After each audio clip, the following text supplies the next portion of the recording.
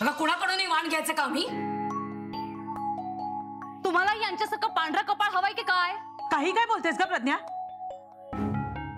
प्रज्ञा अगं काय बोलतेस? तू तर बोलूच नकोस सावरीताई. सगळा खेळ मांडून ठेवला इथे. अगं दुसरं लग्न आहे ना तुझं हे? मग तुलाही नवऱ्याची काळजी नाही? यांच्या हातून वाण द्यायला लावलंस. दातेंच्या नवऱ्याला बीपी आहे, यांच्या नवऱ्याला शुगर आहे. सुलभा काकूंच्या हातगुणामुळे कोणी अटॅक बेटॅक येऊन गेलं म्हणजे? प्रज्ञा असं काहीतरी अभद्र बोलू नकोस. वा, म्हणजे तू रीतीभाती सोडून वागायचंस आणि आम्ही बोलायला पण घाबरायचं. सुलभा काकूंना तर अक्कलच नाही. आपण कुठे आलोय, कसं वागावं याचं जराही भान नाही.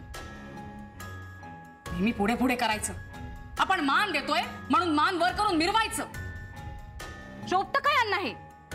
कशाला तडबडायला आल्यात कुणाच ठाऊक. त्या मला मदत करायला आल्या. हे त्यांचंच घर आहे, हक्काने आल्यात त्या. म्हणजे त्यांच्या हक्कानं आमच्या नवऱ्यांचा जीव गेला तर चालेल? तुझ्या नवऱ्याला काही झालं तर चालेल? प्रज्ञा कमाल आहे बाई तुझी. दाते लेले तुम्ही गप्प का आहात? बोला ना. तुम्हाला पटतंय काय सगळं? नाही,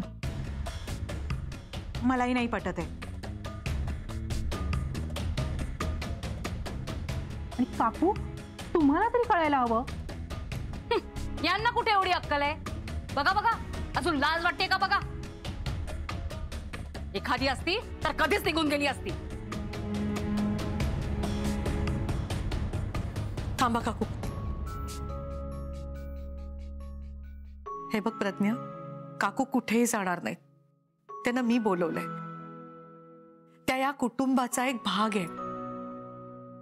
काकू तुम्ही नाही जायचं इथून. हे त्यांचं घर आहे, हक्काचं घर आहे. आणि खरं सांगू का प्रज्ञा? आई, कुणाला एक्सप्लेन करताय तुम्ही हिला? अहो या घरात जे काही घडतंय त्याने जर कुणाला प्रॉब्लेम होत असेल तर त्याने या घरातनं निघून जावं. आणि फक्त प्रज्ञाने नाही, बाकीही कुणाला प्रॉब्लेम असेल तर सगळेच गेलात तरी चालेल. पण आमच्या घरात आमच्या काकूंना कुणीही काहीही बोललं तर ते खपवून घेतलं जाणार नाही.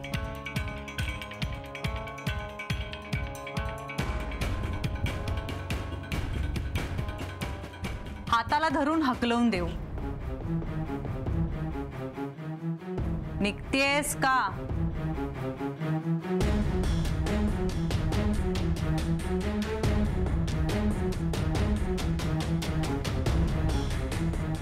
शुभ्र हात सोड.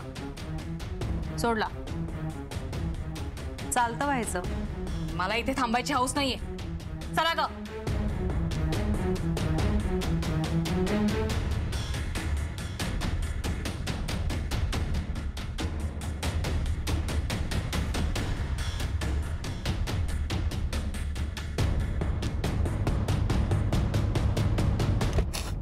सवरी माझ्यामुळे बिनसलं ना ग सगळं. काकू नाही नाही काकू, नका स्वतःला दोष देऊ.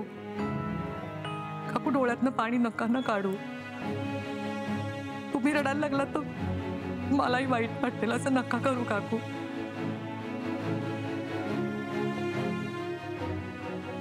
काय सांगू तुम्हाला, आता तुम्हाला बघितलं ना आणि क्षणभर मीच दिसले स्वतःला. माझ्या बाबतीत हेच व्हायचं ना काकू. कित्येक कार्यक्रमात मला वगळलं जायचं, बोलवायचेच नाहीत मला. आणि कधी कोणी बोलवलं ना तर मलाच अपराधी वाटायचं. बायकांच्या नजरा शब्दापेक्षा सुद्धा तीक्ष्ण असतात. कठोर शब्दात काही बाई बोलून जायच्या. पण काकू, रीतीपेक्षा नियमांपेक्षा सुद्धा काही नाती महत्वाची आहेत ना. आपलं नातं तसं आहे. मुलगी म्हणता ना मला तुमची. मग एखादी आई मुलीबद्दल वाईट चिंतेल का? खरं सांगू काकू, आज इथे जे काही झालं त्यापेक्षा सुद्धा तुम्ही माझ्या आनंदाचा एक भाग बनायला इथे आलात. किती रमलात ह्यातच मला आनंद आहे काकू. खरंच अगदी मनापासून सांगते तुम्हाला मी.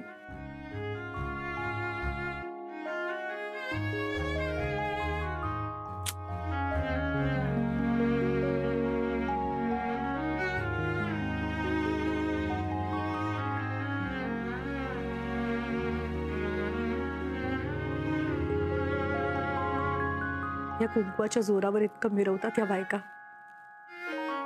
तेच कुंकू असं उधळून देताना जरा सुद्धा विचार केला नाही त्यांनी.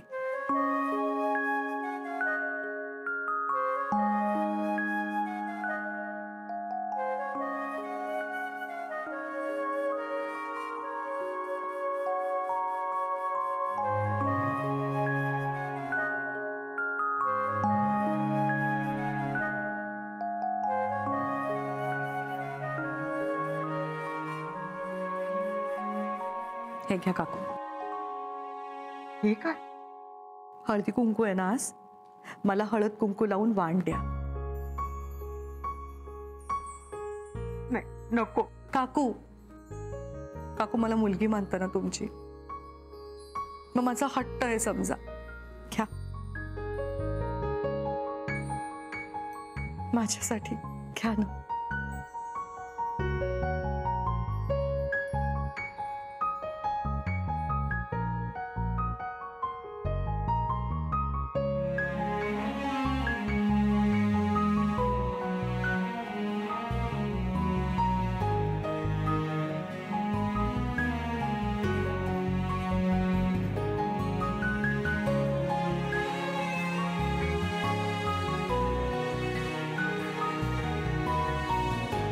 अखंड सौभाग्यवती.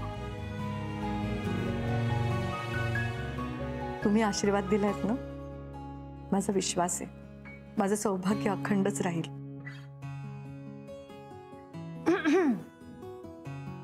झालंय का आता तुमच्या दोघींचं? आता काकू इकडे या बरं. चला आता मला हळद कुंकू लावा. शुभ्रा तू पण ना. आई बोलल्यात ते पटलंय मला. मुळात ह्या रूढी परंपरा कोण तयार करतो? आपल्यासारखीच माणसं ना. म्हणजे अर्थात त्यात शास्त्र आहे, अभ्यासही असतो, पण ह्या सगळ्याचा मूळ हेतू काय आहे? आपण सगळ्यांनी एकत्र यायचं आणि एकमेकांच्या चांगल्यासाठी, आनंदासाठी कामना करायची, हो ना? मला सांगा, आज तुमच्या मनात सोहमसाठी, सरांसाठी त्यांना दीर्घायुष्य लाभावं हीच इच्छा आहे. अहो, आपल्या घरात आज हळदी कुंकू घातलंय तर आमच्यापेक्षा जास्त तुमचा उत्साह होता. मग तुम्ही आज या दिवशी इतक्या आनंदात असताना त्या आनंदाचा विचका करायचा अधिकार कुणालाच नाहीये. आणि काकू, तुम्ही आमच्या सगळ्यांसाठी वेलविशर आहात, त्यामुळे तुमचा आशीर्वाद आमच्या सगळ्यांसाठीच खूप महत्वाचा आहे. मग चला आता पटकन मला सुद्धा हळद कुंकू लावा आणि आशीर्वाद द्या. आणि त्यानंतर आम्हाला दोघींनाही तुम्ही वाण देणार आहात.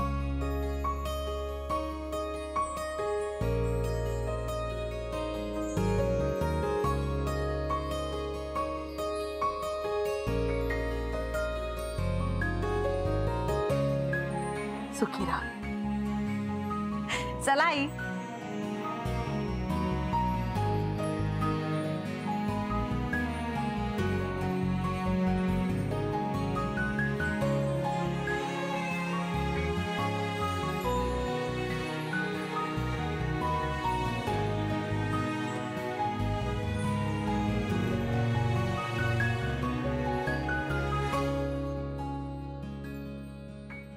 अरे वाह वाह वाह वाह, क्या बात है काकू. तुम्ही आज नाचणार म्हणाला होता. काहीतरीच काय. काहीतरीच काय? का नको? अरे माझी ही आणि माझी सुनबाई एवढं छान बोलले. कसं आहे, तुम्ही इथे आलात तेव्हा जेवढ्या आनंदात होतात ना, त्यापेक्षा जास्त आनंदात तुम्ही इथून जाताना असाल हवं. नाही तर आम्ही काहीतरी चुकलो असं वाटेल आम्हाला. नाही राहू दे, निघते मी. असं काय करताय काकू? नाचा ना आणि आमच्या हिला जरा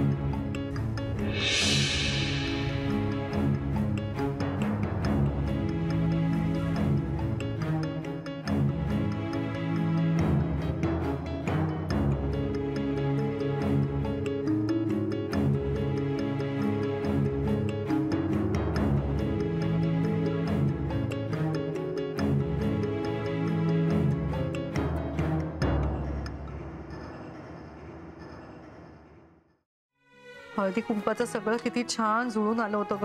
हो ना. त्या प्रज्ञामुळे गालबोट लागलं सगळ्यांना. मला ना सुलभा काकूंचं खूप वाईट वाटतंय ग. आई, तुम्ही अजून त्याचा विचार करताय का? हो ग. सुलभा काकूंच्या डोळ्यात पाणी आलं ना, नाही बघवलं ग माझ्याच्याने. हो, पण जाताना त्या चेहऱ्यावर हसू ठेवून गेल्या की नाही? आणि काय म्हणाल्या त्या आपल्याला? त्या खूप आनंदात आहेत, सुखात होत्या ना त्या. आज जे काही घडलं त्याचा विचार करत बसल्या असतील का ग त्या? नाही नाही नाही, त्यांचा स्वभावच नाही असा. मुळात ज्या गोष्टींचा त्यांना त्रास होऊ शकतो त्या गोष्टींचा त्या विचार करत नाहीत आणि त्या सगळ्या गोष्टींना त्या अशा लांब ठेवतात. आई, त्यांचा सगळ्यात चांगला गुण कुठला आहे माहितीये? दुसऱ्यांच्या चुकांसाठी त्या कधीच स्वतःला त्रास करून घेत नाहीत. खरंय का तुझं म्हणणं? खरंच त्यांच्या जागी दुसरी कोणी असते ना तर मुलाची काळजी, सुनेच्या तक्रारी, स्वतःचा एकटेपणा ही उगाळत बसली असती. पण सुलभा काकू कशा सगळ्यांशी जुळवून घेतात. मलाही नेहमी सांगत असतात त्या, असावरी काळजी नको करू, स्वतःला त्रास करून नको घेऊस. काय करू, पण आहे माझा स्वभाव असा. तू पुसून येशील का इथनं?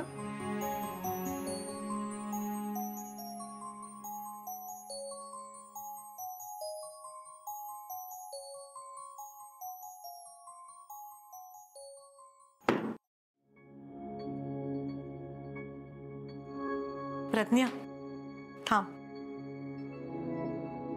हे बघ, इतक्या वर्षांचा शेजारी आपला, आणि शेजारी म्हटलं की असं थोडंसं कमी जास्त होतच. लहान सहान गोष्टी आपण सोडून द्यायच्या असतात. लहान सहान गोष्ट? हे बघ असावरी ताई, उगाच. प्रज्ञा, कारखानेस काकांची आणि बाबांची किती मैत्री आहे, जीवष्ट कंठस्थ मैत्री आहे ना. त्याचं भान आपण दोघींनी ठेवायला हवं की नाही? झालं गेलं आपण विसरून जाऊया. ताई, तू वयाने माझ्यापेक्षा मोठी आहेस. माझं लग्न झालं तेव्हा सगळ्या रीतीभाती तुला विचारून पाळायचे मी. आता तूच बघ, तुझं लग्न होऊन 1 वर्ष नाही झालं आणि रीतीभाती तूच विसरलीस. आज खास आमंत्रण देऊन सगळ्या सवाशींना बोलवलंस तू, आणि तूच त्यांना रिकाम्या हाती परत पाठवलंस. याच्या परिणामांचा विचार केलायस का? देव सगळं बघत असतो ग ताई. कुणाचं मन जपायला देवाचा अपमान नाही करू शकत आपण. प्रज्ञा, कुणाचं मन जपायचा प्रश्नच नाहीये. सुलभा काकूंचा जो अपमान झाला तो नाही मला सहन झाला. अगं, सुलभा काकू मला आईसारखे आहेत. सुलभा काकूंबद्दल कोण बोलते ताई? मी तुझ्याबद्दल बोलतीये. माझ्याबद्दल? हो. नशीब बघ तुझं, आज एवढ्या हौसेने हळदी कुंकू ठेवलंस आणि एकही सवाष्ण वाण घेऊन गेली नाही. सगळा विचकात झाला. त्याचं कारण काय माहिती? कारण तू अपशकुनी आहेस.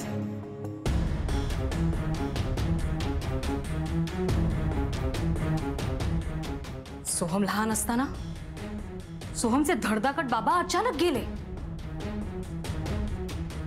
कुणाचं नशीब? तुझंच ना. तुझ्या आयुष्यात आल्यापासून राजेंच्या आयुष्यातले प्रॉब्लेम्स वाढतच चाललेत. कुणामुळे? तुझ्यामुळे. तुझ्या लग्नाआधी सोहम शुभ्रा केवढे खुश होते. तुझ्या लग्नाला 1 वर्ष पूर्ण नाही झालं आणि अवस्था बघ त्यांच्या संसाराची. कुणामुळे? तुझ्यामुळे. मला सांग, तुमच्या घरात कोण सुखी आहे? न नवरा, न मुलगा, न सून. सतत भांडणं, सतत वाद. हे सगळं कुणामुळे? तुझ्यामुळेच ना.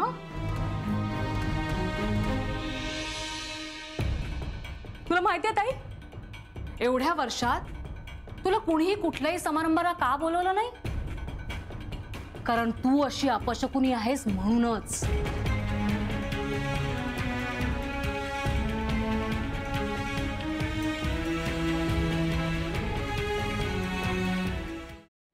आपण घरात देवाचं कार्य, हळदी कुंकू का ठेवतो? त्यात तू एवढा मोठा अपशकुन केलास. तुला काय वाटतं, याचा त्रास कुणाला होणार आहे? सवाष्णींचे शाप कुणाला लागणार आहे? सुलभा काकूंना नक्कीच नाही. कारण कुंकवाला धोका असायला त्यांच्या कपाळावर कुंकूच नाही. पण तुझ्या कपाळावर आहे आणि भूतकाळात तुला ते पुसावंही लागलंय. आता पुन्हा तुझ्यावर तशी वेळ. प्रज्ञा,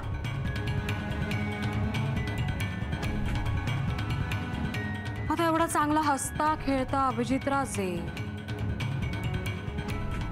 याला पण काही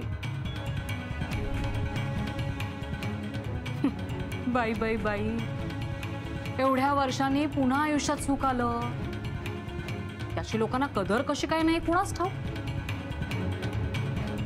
भोगा आता.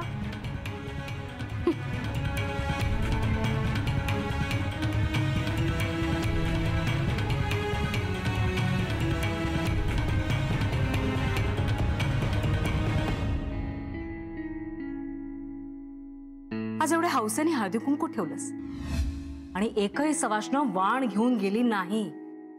याचं कारण काय माहिती? कारण तू अपशकुनी आहेस.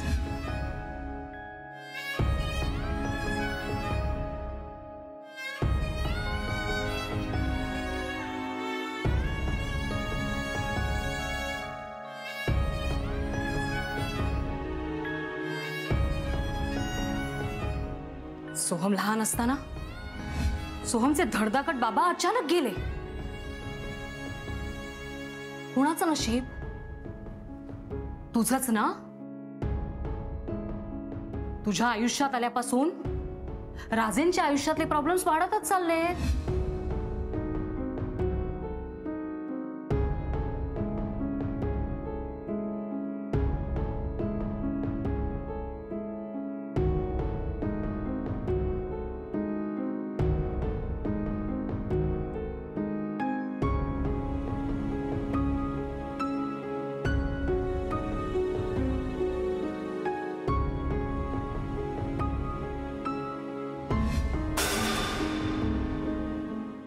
कुणाकडूनही वाण घ्यायचं का मी? तुम्हाला यांच्यासारखं पांढरा कपाळ हवाय की काय? मग दुसरं लग्न आहे ना तुझं हे? मग तुलाही नवऱ्याची काळजी नाही?